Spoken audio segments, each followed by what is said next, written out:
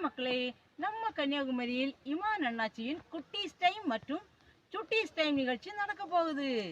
குட்டீஸ் டைம் நிகழ்ச்சி இதற்கான நேர்முக தேர்வு டிசம்பர் இந்த மாதம், அதாவது 28/12/2025 தேதியில் கன்னியாகுமரி மாவட்டம் குளித்துறை பகுதியில் திருத்தோபுரம் என்ற இடத்தில் அமைந்துள்ள புனித ஜோசப் மேல்நிலைப் பள்ளியில் காலை 8 மணி முதல் மாலை 6 மணி வரை நடைபெறுகிறது.